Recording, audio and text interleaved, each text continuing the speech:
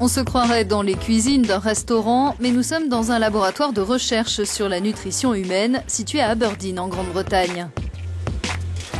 Ce ne sont pas des clients, mais des volontaires qui le fréquentent. Les plats servis visent à les faire manger moins, sans qu'ils restent sur leur faim. Les différents types d'aliments que je mange ici me rassasient pour un bon moment, donc je ne suis pas tenté de grignoter, c'est une bonne chose. Cette étude est la pierre angulaire d'un projet de recherche soutenu par l'Union européenne. Son but, identifier les ingrédients naturels qui réduisent la faim et procurent la sensation de satiété, bref, qui permettent de lutter contre le surpoids et l'obésité. On parle d'ingrédients riches en protéines, d'ingrédients à base de plantes, de types de féculents, de certains amidons, et aussi de fibres solubles.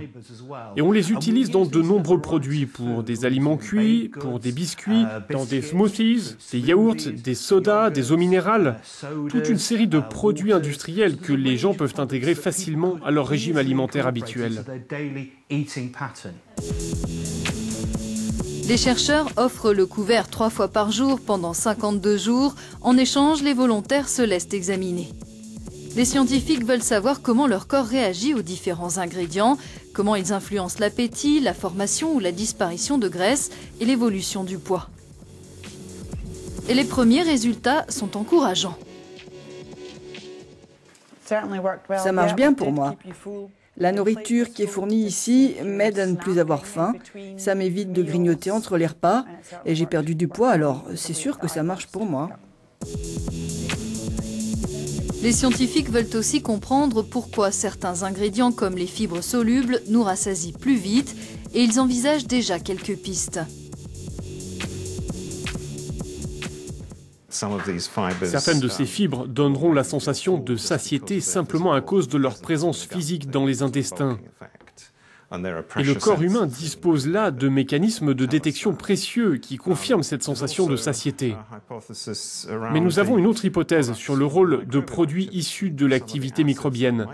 Certains acides produits par les microbes interagissent avec les récepteurs situés à la surface des intestins et ailleurs dans le corps, ce qui peut jouer sur la production hormonale. Et ces hormones sont connues pour avoir un effet sur la façon dont nous ressentons la faim.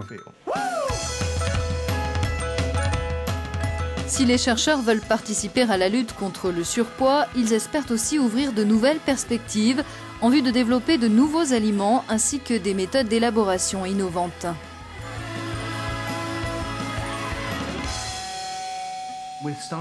On commence à établir ce que font nos ingrédients test dans les intestins. Quand on aura les résultats de toutes ces expériences, on retournera en laboratoire pour mettre au point de nouveaux ingrédients et on les intégrera dans d'autres essais cliniques. Notre but est de nous associer à des partenaires commerciaux pour élaborer des produits que les gens voudront vraiment consommer, sans quoi les aliments que nous voulons développer ne serviront à rien.